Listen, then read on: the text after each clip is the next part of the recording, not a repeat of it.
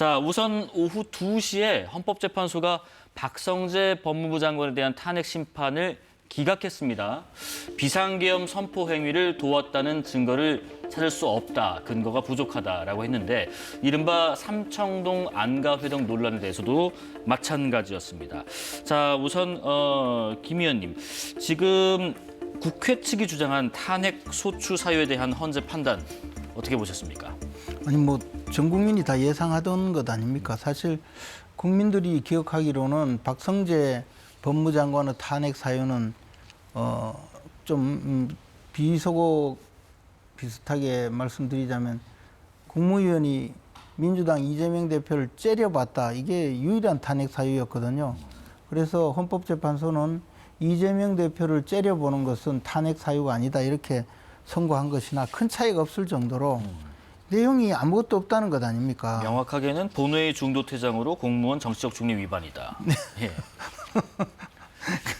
우리 민주당에서 지금까지 탄핵을 활용한 것은 사실 국무위원들에게 좀 망신을 주고 또 국무위원들이 정상적인 업무 수행을 못하게 하기 위해서 이런 탄핵이라는 제도를 활용한 적이 많았거든요. 그것이 방송통신위원장이 대표적이죠. 예. 그렇게 했는데 이 박성재 법무장관의 경우에도 사실은 그런 정도라고 봅니다.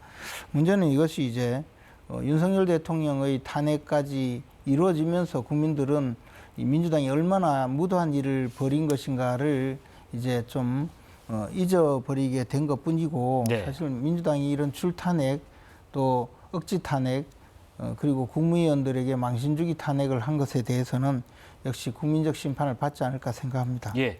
홍 의원님, 박 장관 직무정지된 지 119일 만에 업무 복귀를 했습니다. 예. 저도 기각될 거로 예상을 했습니다. 예. 김재원 최고께서 얘기하신 것처럼 째려봐서만 한 건 아니고요. 여러 가지 사유가 있긴 있습니다. 내란행위 가담 여부하고. 근데 그게 죄질이 제일 중요했어요. 그리고 또 그밖에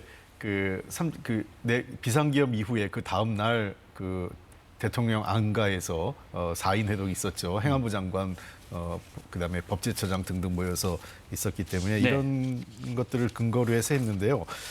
지난번 한덕수 권한대행 탄핵 때도 헌재가 지적한 부분이 있어요. 증거나 대부분 얘기한 거는 국회 소추인단이 제기했던 문제들이 증거가 불충분하거나 입증되지 않았다. 이런 사유로 탄핵되게 이르지 않는다. 유일하게 하나 위법행위가 된 게 자료 불제출과 관련된 자료를 제출하지 않았던 이 법정 출석 기록 관련돼서 제출하지 않은 것은 위법행위지만 탄핵 때 파면시킬 만한 사유는 아니다. 이렇게 판정을 했습니다.